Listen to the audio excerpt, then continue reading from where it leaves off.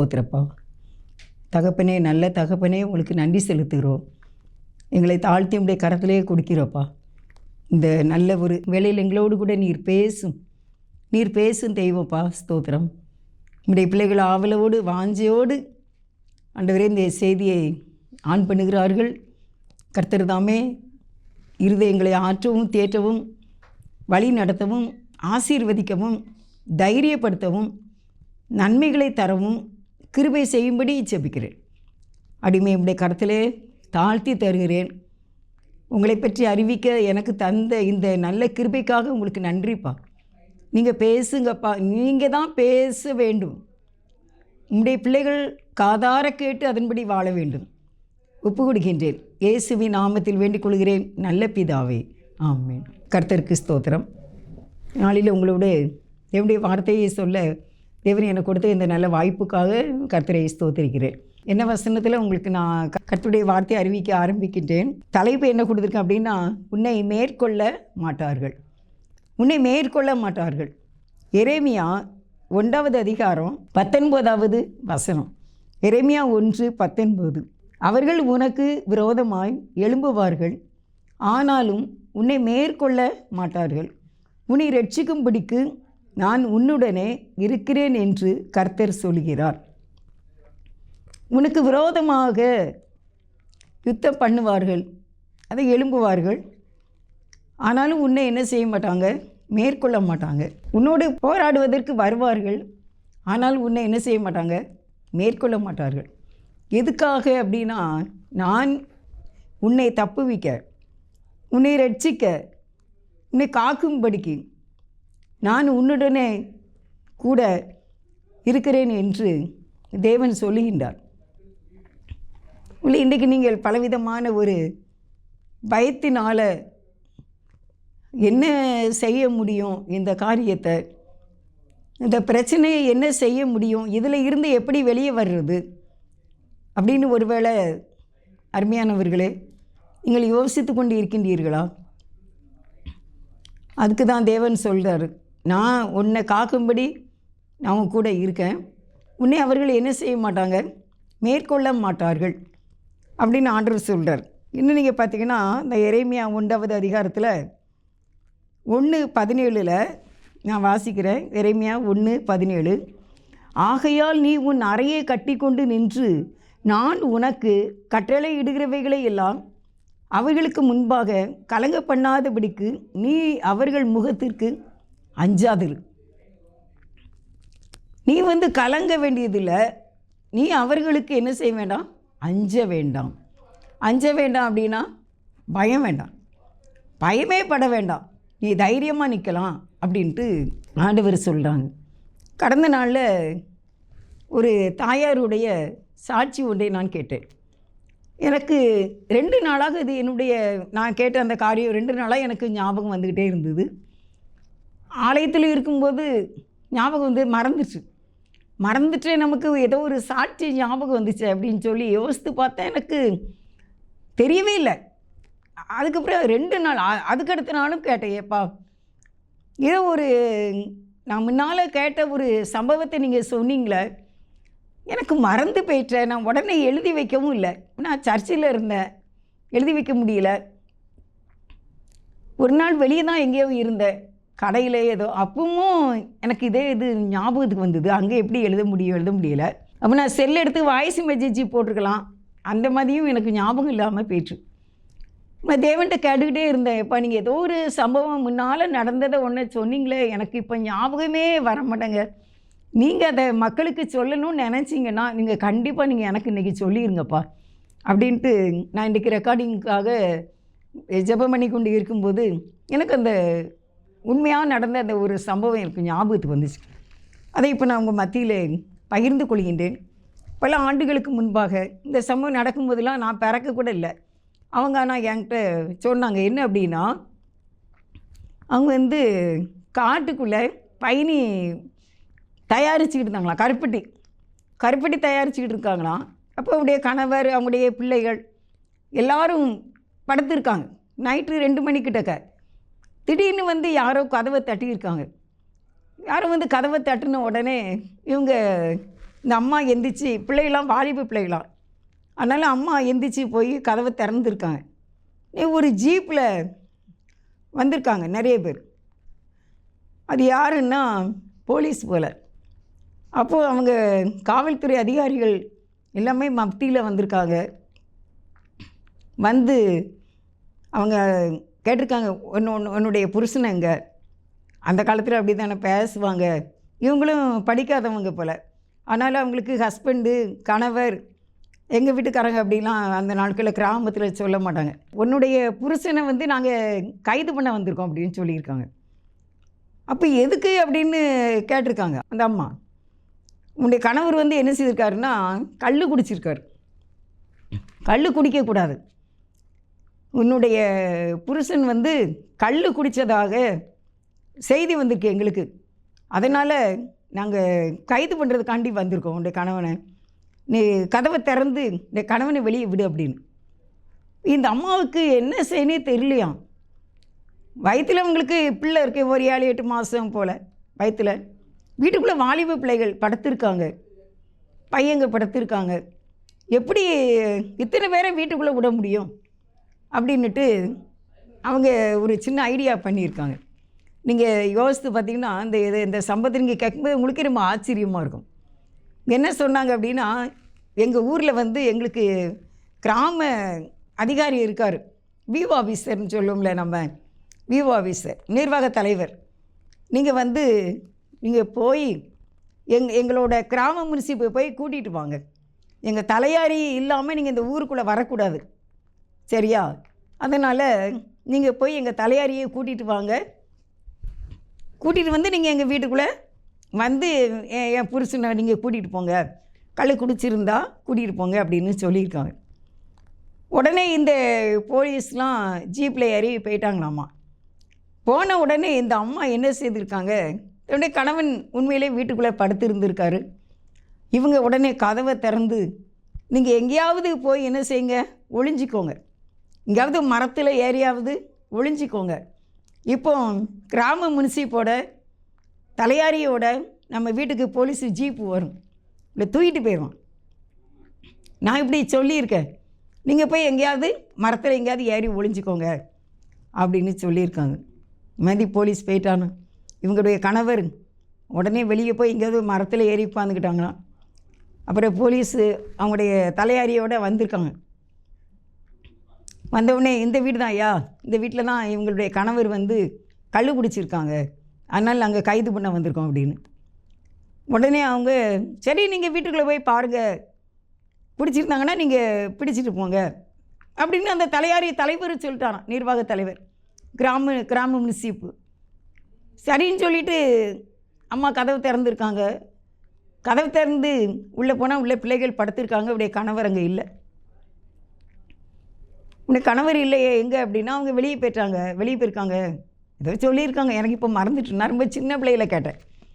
உடனே போலீஸு சரி தெரியாமல் வந்துட்டோம் அப்படின்னு சொல்லிட்டு எல்லாம் ஏறி என்ன செய்துட்டாங்களாம், போயிட்டாங்களாம்மா. அதுக்கு பிறகு காலையில் இவங்க கணவர் வந்தாங்களாம். அப்போ இவங்க எனக்கு தான் எப்படி இப்படி ஒரு தைரியம் வந்துச்சுன்னு எனக்கே தெரியல.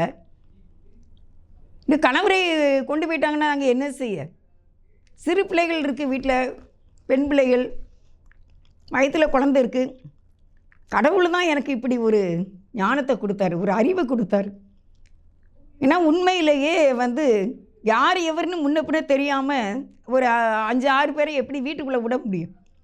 அது விட முடியாதுல்ல. நான் வாலிப பிள்ளையில் வச்சுக்கிட்டு இருக்கேன், அதனால் இப்படி சொன்னேன். அதனால் போலீஸ் போயிட்டாங்க, என் புருஷனை நான் காப்பாற்றிட்டேன் அப்படின்ட்டு சொன்னாங்க அவங்க. உண்மையிலே இப்படி ஒரு தைரியமும் இப்படி ஒரு ஞானமும் இருந்திருக்கு அப்படின்னு பிந்தி நாட்கள் அவங்கள பற்றி நான் கேள்விப்பட்டேன். அவங்க ரொம்ப ஆலயத்துக்கு போவாங்களாம்மா. அவங்கள காணோன்னு யாராவது தேடி போனால் அவங்க ஆலயத்தில் தான் இருப்பாங்களாம். கர்த்தர் வந்து அந்த நேரத்தில் அவருடைய கணவனை காப்பாற்றியிருக்கின்றார். எனக்கு இந்த செய்தியை நான் ஹெட்டிங் எடுத்திருக்கேன், தலைப்பு எடுத்துருக்கும் போது எனக்கு நான் கேள்விப்பட்ட இந்த சம்பவம் எனக்கு ஞாபகத்துக்கு வந்தது. உன்னோட போராடுவார்கள், உனக்கு ரோதமாய் யுத்தம் பண்ணுவார்கள், ஆனாலும் உன்னை மேற்கொள்ள மாட்டார்கள். உன்னை ரட்சிக்கும்படிக்கு நான் உன்னுடனே கூட இருக்கிறேன். ஒரு பைபிளை பற்றி தெரியாத ஒரு தாய்க்கு கர்த்தர் இவ்விதமான ஒரு ஞானத்தை கொடுத்திருக்கின்றார். இனிமேல் நீங்கள் கல் குடிக்கக்கூடாது. யாராவது என்ன செய்வாங்க, சொல்லி கொடுப்பாங்க கண்டிப்பாக போலீஸில். அதனால் இனிமேல் நீங்கள் கல் என்ன செய்யக்கூடாது, குடிக்கக்கூடாது அப்படின்னு அவங்களுடைய கணவரை சத்தம் போட்டிருக்காங்க. அல்லேலூயா. அருமையானவர்களே, ஒருவேளை நம்முடைய வாழ்க்கையில் நீங்கள் இப்படிப்பட்டதான ஒரு சிக்கலான சூழ்நிலையில் நீங்கள் வாழ்ந்து கொண்டு இருக்கின்றீர்கள். உங்களோடு போராடி கொண்டு இருக்கின்றார்கள். ஆனால் ஆண்டவர் என்ன சொல்லுகின்றார் அப்படின்னா, அவர்கள் உங்களை மேற்கொள்ள மாட்டார்கள். அதான் நீ அஞ்சாதிரு, அவர்கள் முகத்திற்கு அஞ்சாதிரு அப்படின்னு எரேமியா 1:17 நீ அவர்கள் முகத்துக்கு என்ன செய்யாத, நீ கலங்காமல் இரு. 1:7 என்ன சொல்லியிருக்கு அப்படின்னா, ஆனாலும் கர்த்தர் நான் சிறுபிள்ளை என்று நீ சொல்லாதே, நான் உன்னை அனுப்புகிற எல்லாரிடத்திலும் நீ போய் நான் உனக்கு கட்டளையிட்டவைகளை எல்லாம் நீ பேசுவாயாக. நான் உனக்கு சொன்னதை மாத்திரம் நீ என்ன செய்ய வேண்டும், நீ பேச வேண்டும். நீ அந்த முகத்துக்கு நீ கலங்க வேண்டாம். இன்றைக்கு ஜனங்கள் அப்படி இல்லையே, பரிதாபமான ஒரு சூழ்நிலையில் இருக்கின்றார்கள். பிரச்சனைகள், துன்பங்கள், பாடுகள் வரும்போது என்ன செய்வதென்று தெரியாமல் சோர்ந்து போய்விடுகின்றார்கள்.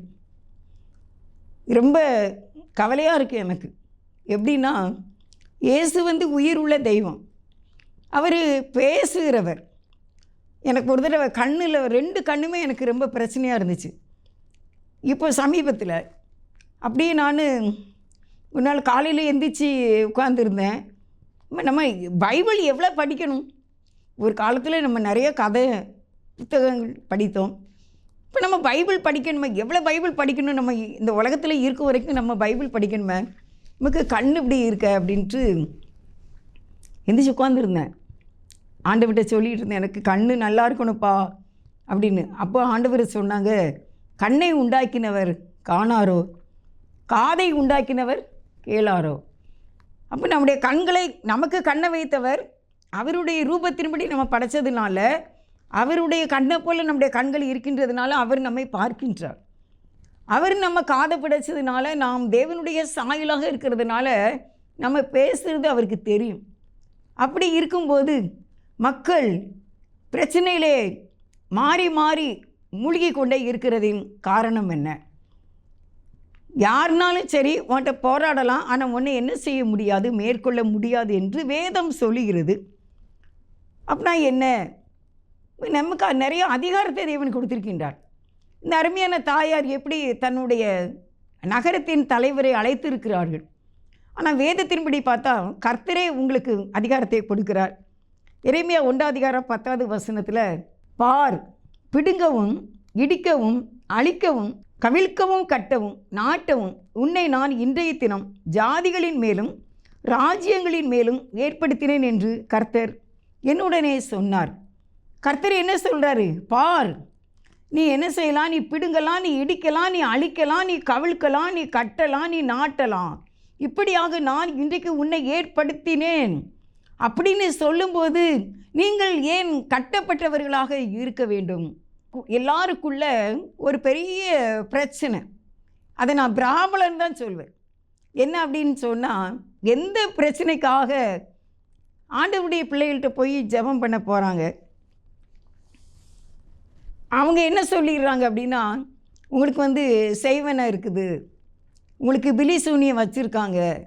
என்ன அது அது யார் அப்படின்னா, உங்களுடைய இப்போ பெண்கள் போய் கேட்டாங்கன்னா கணவர் குடும்பம்னு சொல்லிடுறாங்க. இல்லாட்டா உங்கள் கூட பிறந்த சகோதரிகள் தான் அப்படின்னு சொல்லிடுறாங்க. அவங்க தான் உனக்கு செய்வனை வச்சுருக்காங்க, ஏவல் வச்சுருக்காங்க, பிலி சூனியம் வச்சுருக்காங்க அப்படின்லாம் சொல்லிடுறாங்க. சொன்ன உடனே அருமையானவர்களே, இந்த ஜனங்களுக்கு அவங்க மேலேயும் என்ன வந்துடுது, நம்ம கூட பிறந்தவங்களா, நம்முடைய கணவர் குடும்பமா, இல்லை மனைவி குடும்பமா, இல்லை நம்முடைய நண்பர்களா, யார் நமக்கு இப்படின்னு சொல்லி எல்லாரையும் பகைக்கின்றார்கள், வெறுக்கின்றார்கள். நல்லது கெட்டதுக்கு கலந்துக்கிட மாட்டேங்கிறாங்க. அப்போ நான் என்ன சொல்ல வரேன் அப்படின்னா, பிலி சூனியத்தை பற்றி கர்த்தர் என்ன சொல்கிறார் அப்படின்னா, உனக்கு ஒரு வழியாய் வந்தால் 7 வழியாய் ஓடி போவார்கள். அது ஏசாயாவில் சொல்லியிருக்காரு, உனக்கு விரோதமாய் உருவாக்கப்படி எந்த ஆயுதமும் வாய்க்காதே போகும். உனக்கு விரோதமாய் உருவாக்கப்படி எந்த ஆயுதமும் வாய்க்காதே போகும். இதுக்கு எனக்கு ஒரு அக்கா ஒரு அர்த்தம் சொன்னாங்க. அந்த ஆயுதம், ஒரு ஆயுதத்தை செய்யணுன்னா அந்த ஆயுதம் கூட செய்ய முடியாது அப்படின்னு சொன்னாங்க. உனக்கு ஒருத்தர் செய்வனை செய்யணும்னு ஒரு ஆயுதம் செய்வான். எப்படினாலும் ஒரு கிண்ணம் செய்வான், ஒரு சாம்பிராணி போடுவான், இல்லை ஒரு தேங்காய் உடைப்பான், இல்லை ஒரு குத்து விளக்கு எண்ணெயை வச்சு செய்வாங்க, இப்படிலாம் சொல்கிறாங்க. நம்ம அம்மா வீட்லேயும் இப்படி பார்த்ததில்லை, இங்கேயும் பார்த்ததில்லை, எங்கள் ஃபேமிலிலேயும் நான் யாருமே இந்த மாதிரி பார்த்ததில்லை. ஆனால் இப்போது அதிகமான தேவனுடைய பிள்ளைகள் இப்படி தான் சொல்கிறாங்க. இப்போ தேவன் என்ன சொல்கிறார் அப்படின்னா, உனக்கு விரோதமாக ஒரு ஆயுதத்தை உனக்கு உருவாக்குறாங்க. என்ன, அது ஒரு குத்து விளக்காக இருக்கலாம், இல்லை அது ஒரு எண்ணெயாக இருக்கலாம், ஒரு பாத்திரமாக இருக்கலாம், ஏவல் செய்கிறதுக்கு உனக்காக. அப்படிப்பட்ட இது கூட அந்த ஆயுதம் கூட உனக்கு செய்ய முடியாது அப்படின்னு சொல்லிட்டு ஆண்டவர் சொல்லியிருக்காங்க. இன்னும் நீங்கள் என்னாகமத்தில் பார்த்தீங்கன்னா, உனக்கு விரோதமாய் யாருமே வர முடியாது அப்படின்னு சொல்லியிருக்கு. இஸ்ரவேல் ஜனங்களுக்கு விரோதமாக மந்திரவாதமும் இல்லை, குறி சொல்லுதலும் இல்லை. மந்திரவாதம் குறி சொல்லுதல் இல்லவே இல்லை அப்படின்னு என்னாகமத்தில் ஆண்டவர் சொல்லுகின்றார். தேவன் அவர்களை ஆசீர்வதிக்கிறார். நான் வாசிக்கிறேன். என்னாகமம் 23வது அதிகாரம் 23வது வசனம். என்னாகமம் 23:23. யாக்கோப்புக்கு விரோதமான மந்திரவாதம் இல்லை, இஸ்ரவேலுக்கு விரோதமான குறி சொல்லுதலும் இல்லை. தேவன் என்னென்ன செய்தார் என்று கொஞ்ச காலத்திலே யாக்கோப்பையும் இஸ்ரவேலையும் குறித்து சொல்லப்படும். அப்போ என்னாகமம் 23:23 எவ்வளவு உண்மையான ஒரு வசனம். யாக்கோப்புனா நம்ம தான், ரட்சிக்கப்பட்ட நம்ம, ஏசப்பாவை ஏற்றுக்கொண்ட பிள்ளைகளாகிய நமக்கு விரோதமான ஒரு மந்திரம் கூட இல்லை. உனக்கு விரோதமாக ஒருத்த மந்திரம் சொன்னால் அந்த மந்திரம் கூட உனக்கு என்ன செய்யாது, பலிக்காது. உனக்கு விரோதமான குறியும் சொல்ல முடியாது. ஏன்னா நீங்கள் 24 அதிகாரம் என்னாகமம் 1 பார்த்தீங்கன்னா, இஸ்ரவேலை ஆசீர்வதிப்பதே கர்த்தருக்கு பிரியம் என்று பிழையாம் கண்ட போது. அப்போ இஸ்ரவேலை ஆசீர்வதிப்பது தானே ஆண்டவருக்கு இஷ்டம். அவரை தேடி நாடி அவரையே நம்பி இருக்கிற பிள்ளைங்களை, அவரையே சார்ந்து அவரையே நோக்கி பார்க்கிறவங்களை ஆண்டவர் ஆசீர்வதிப்பேன்னு தான் சொல்லியிருக்காங்க. பைபிள் தான் உண்மை. அதுக்கு பிறகு நீங்கள் பார்த்தீங்கன்னா என்னாகமம் 23வது அதிகாரத்தில், நீர் அவர்களை ஆசீர்வதிக்கவே ஆசீர்வதித்தீர் அப்படின்னு சொல்லி அந்த பிலேயாம் இஸ்ரவேல் ஜனங்களுக்கு விரோதமாக தீர்க்க தரிசனம் சொன்னான் ஒரு பிலேயாம்ங்கிறவன். ஆனால் இவன் சபிக்கிறான், தேவன் அதை ஆசீர்வதிக்கிறார். அவன் எங்கெல்லாம் சபிக்கிறானோ அது எல்லாமே தேவன் ஆசீர்வாதமாக மாற்றுகிறார். அது வாதையா, அது கொள்ளை நோயா, இல்லை அது துஷ்ட மிருகங்களா, ஜீவனை எடுக்கக்கூடியதா, அது எதுவாக இருந்தாலும் அது எல்லாவற்றையும் தேவன் மாற்றி போட்டு இஸ்ரவேல் ஜனங்களாகிய நம்மை, அவரை உடைய பிள்ளைங்களாக, அவரை கையெடுத்து கும்பிட்ற உங்களை, திருவிருந்து வாங்குகிற உங்களுக்கு விரோதமாக யாருமே எதுவுமே செய்ய முடியாது. அது உங்களுக்கு பலிக்கவும் செய்யாது, அது உங்களுக்கு நடக்கவும் செய்யாது. நீங்கள் பார்த்தீங்கன்னா எவ்வளோ பேர் இதுக்கு பணம் செலவழிக்காங்க தெரியுமா? 20,000, 40,000. பிள்ளைக்கு ஒரு 30 ரூபாய்க்கு புரோட்டா வாங்கி கொடுக்க மாட்டாங்க. ஆனால் 20,000த்துக்கு போய் எப்படி அவள் செய்வனை செய்வா? இப்போல்லாம் 40,000. கடந்த நாள் சகோதரி சொன்னாங்க 20,000த்துக்கு குறையாமல் கேட்காங்க அப்படின்னு. நீ செய்வனையே எடுக்க போனாலும் 20,000 தான், நீ வைக்க போனாலும் உனக்கு 20,000 30,000 தான். நீ எப்படி தைரியமாக கொண்டு போய் உனக்கு விரோதமாக இதை யார் செய்வார்கள்? செய்ய முடியாது அருமையானவர்களே. அப்படியே செய்தாலுமே அது உங்களுக்கு பலிக்காது ஆண்டவருடைய வசனத்தின்படி. அப்போ பிரச்சனை தான் என்ன? எதனால் நீங்கள் இப்படி கஷ்டத்தை அனுபவிக்க இதுலேருந்து எங்களால் எந்திக்க முடியல, உங்கள் வாழ்நாளெல்லாம் இதானா, நான் இத்தனை வருஷமாக கண்ணீர் வடிக்கினேன், இந்த கண்ணீருக்கு ஒரு விடுதலை இல்லையே அப்படின்னு சொல்லி நீங்கள் நினச்சிங்கன்னா, நான் சில காரியத்தை உங்களுக்கு சொல்கிறேன். எனக்கு நேரம் முடிய போகுது. முதலாவது பார்த்தீங்கன்னா ஏசாயா 59வது அதிகாரம் 1வது வசனம் பாருங்கள். இதோ ரட்சிக்கக்கூடாதபடிக்கு கர்த்தருடைய கை குறுகி போகவும் இல்லை, கேட்கக்கூடாதபடிக்கு அவருடைய செவி மந்தமாகவும் இல்லை. அதாவது ரட்சிக்கக்கூடாது பிடிக்குன்னா உங்களை காப்பாற்றும் பிடிக்கு. அது நோயோ பேயோ அது எந்த கஷ்டமோ எதுனாலும் சரி, அதிலிருந்து உங்களை காப்பாற்ற அவருடைய கை என்ன செய்யலையாம், குறுகி போகவில்லை. அவருடைய கை நீட்டினபடியே தான் இருக்குது. அது எவ்வளோ பெரிய கை தெரியுமா? தேவனுடைய கை. கேட்கக்கூடாதபடிக்கு அவருடைய காது மந்தமும் இல்லை. நமக்கு தான் வயசு ஆக ஆக காது கேட்காமல் போகும், காது கேட்காமல் போகுது. சும்மா சாதாரணமாக காது கேட்காதவங்களும் இருக்காங்க. இப்போ வயசு ஏஜ் கூடப்ப கொஞ்சம் காது கேட்காம இருக்குது. ஆனால் தேவன் அப்படி கிடையாது. அவருடைய செவி மந்தமாகவும் இல்லை. 2வது வசனம் வாசிக்கிறேன். ஏசாயா 59:2. உங்கள் அக்கிரமங்களே உங்களுக்கும் உங்கள் தேவனுக்கும் நடுவாக பிரிவினை உண்டாக்குகிறது. உங்கள் பாவங்களே அவர் உங்களுக்கு செவி கூடாதபடிக்கு அவருடைய முகத்தை உங்களுக்கு மறைக்கிறது. 3வது வசனம். ஏனென்றால் உங்கள் கைகள் இரத்தத்தாலும் உங்கள் விரல்கள் அக்கிரமத்தாலும் கரைபட்டு இருக்கிறது. உங்கள் உதடுகள் பொய்யை பேசி உங்கள் நாவு நியாயக்கேட்டை வசனிக்கிறது. 4வது வசனம். நீதியை தேடுகிறவனும் இல்லை, சத்தியத்தின்படி வழக்காடுகிறவனும் இல்லை. மாயையை நம்பி அபத்தமானதை பேசுகிறார்கள், தீமையை கற்பந்தரித்து அக்கிரமத்தை பெறுகிறார்கள். நீங்கள் தான் எல்லாமே செய்கிறீங்க அப்படின்னு வேதம் சொல்லுது. உன்னுடைய பாவங்கள், உங்கள் அக்கிரமங்களே உங்களுக்கும் எனக்கும் நடுவாக செய்வனை வைக்கிறதுன்னு தான் சொல்ல முடியும். இதை செய்வனு தானே சொல்ல முடியும். நீங்கள் தவறு செய்கிறதுனால தேவனிடத்திலிருந்து நீங்கள் பிரிக்கப்படுகிறீர்கள். உங்களுக்கு அவர் வைத்திருக்கிற அருளக்கூடிய ஆசீர்வாதங்களை நீங்களே தடுக்கின்றீர்கள். இதுதான் உங்களுக்கு நீங்களே வைக்கிற பில்லி சூனிய செய்வனை என்று நான் சொல்வேன். ஏன்னா வேதம் அப்படி தான், அதனுடைய அடிப்படையில் உங்களுக்கு நான் சொல்கிறேன். உங்களுடைய விரல்கள் இரத்தத்தால் நிறைந்து இருக்கிறது, உங்கள் கைகள் இரத்தத்தால் உங்கள் விரல்கள் அக்கிரமத்தால் கரைப்பட்டு இருக்கிறது. அவர் உங்களுக்கு செவி கொடுக்க முடியாதபடிக்கு, உங்களுக்கு கேட்க முடியாதபடிக்கு நீங்கள் செய்த பாவங்கள், உங்களை அடுத்தவங்களை ஏமாற்றினது, அடுத்தவங்ககிட்ட திருடுனது, அவங்ககிட்ட அடுத்தவங்ககிட்ட சண்டை போட்டது, என்ன அடுத்தவங்க மேலே பொறாமப்படுறது, அடுத்தவங்களை மற்றவங்க நேசிக்க முடியலை, சகோதரனை நேசிக்க முடியலை, சகோதரியை நேசிக்க முடியலை, பெற்றோரை நேசிக்க முடியலை, மாமா மாமியாரை அன்பு செலுத்த முடியலை, கோபப்படுறீங்க, எரிச்சல் படுறீங்க, அன்பு செலுத்த முடியாமல் இருக்கீங்க. இதெல்லாம் தேவனுடைய பிரமாணங்களுக்கு விரோதமான காரியமாக இருக்கின்ற அப்படின்னால நீங்கள் வாழ்வடைய முடியவில்லை. இதுதான் செய்வனையை ஒழிய வேற எவன் எந்த பேயை வச்சு எந்த வலு சிற்பத்தை வச்சு செய்தாலும் ஒன்றும் நடக்காது. பைபிள் சொல்லுது அப்படி. வாதை கூடாரத்தை அணுகாது, பொல்லாப்பு நேரிடாது. நீ சிங்கத்தின் மேலே விரியன் பாம்பின் மேலே நீ நடந்து பால சிங்கத்தையும் வலு சிற்பத்தையும் மிதிப்பாய். நீ வலு சிற்பம் இன்னைக்கு போராடுதுன்னு சொல்றீங்க, அந்த வலு சிற்பத்தை நீ மிதிப்பாய் என்று வேதம் சொல்லுகிறது. வேதம் தானே உண்மை. நம்முடைய தவறுகளே தான் நமக்கு செய்வன.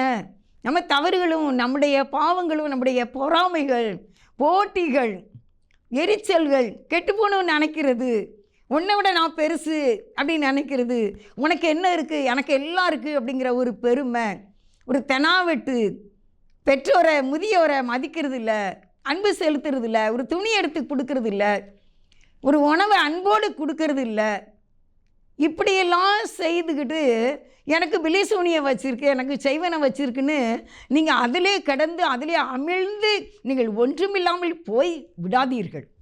நீங்கள் உங்களுடைய தவறுகளை மாத்திரம் ஏசப்பட்ட அறிக்கை செய்யுங்க. அவர் அப்படியே இருகரம் நீட்டி கூப்பிடுகின்றார். நீ வா, நான் உன்னை மன்னிப்பேன், நான் உன்னை ஆசீர்வதிப்பேன், என்கிட்ட வந்துரு, நான் அதுதான் சிலுவை சுமந்த, உன் பாவத்தை மன்னிக்க, உன் அக்கிரமங்களை, மீறுதல்களை எல்லாவற்றையும் மன்னித்து உன்னை நான் அரவணைப்பேன், உன்னை ஆசீர்வதிப்பேன் என்று கர்த்தர் சொல்கிறார். 2வது பாயிண்ட் என்ன அப்படின்னா, நம்முடைய முற்பிதாக்கள் உபாகமம் 5:9 நீ அவைகளை நமஸ்கரிக்கவும் சேவிக்கவும் வேண்டாம், உன் தேவனாகிய கர்த்தராயிருக்கிற நான் எரிச்சல் உள்ள தேவனாய் இருந்து என்னை பகைக்கிறவர்களை குறித்து பிதாக்களுடைய அக்கிரமத்தை பிள்ளைகளிடத்தில் 3-4 தலைமுறை மட்டும் விசாரிக்கிறவராய் இருக்கிறேன். முதல் பாயிண்ட் நம்ம செய்கிற அக்கிரமங்கள், நம்ம செய்கிற பாவங்களே தான் நமக்கு செய்வினையாக ஆகின்றது. நம்முடைய பாவங்களுக்கு கிரியைகள், களவுகள், பொய்கள், ஏமாற்றங்கள், கோபங்கள், கோல் சொல்லி கொடுக்கறது, காய்மகாரம், எதிர்த்து பேசுறது, பெற்றோரை மதிக்கிறது இல்லை, கனிவான ஒரு வாழ்க்கை இல்லை, ஏசப்பா மாதிரி ஒரு அன்பான ஜீவியம் இல்லை, நீங்கள் டிவியில் எல்லாத்துலேயும் இயேசுபா பார்க்குறீங்க, எப்படி பார்க்குறீங்க? அது கூட எவ்வளோ சாஃப்டாக தான் அந்த ட்ராமா எடுத்திருக்காங்க. இவ்வளோ மெதுவான ஒரு நபராக இயேசுவை காட்டுறாங்க. ஆண்டவர் சொல்கிற மாதிரி நம்ம வாழலைங்கிறதுனால தான் பிரச்சனை. பிறகு உங்களுக்கு எந்த பில்லி சுனிய செய்வனும் வீட்டு வாசலில் வந்து கோழி அறுத்து ரத்தத்தை ஊத்தட்டுமே, பலிக்காது.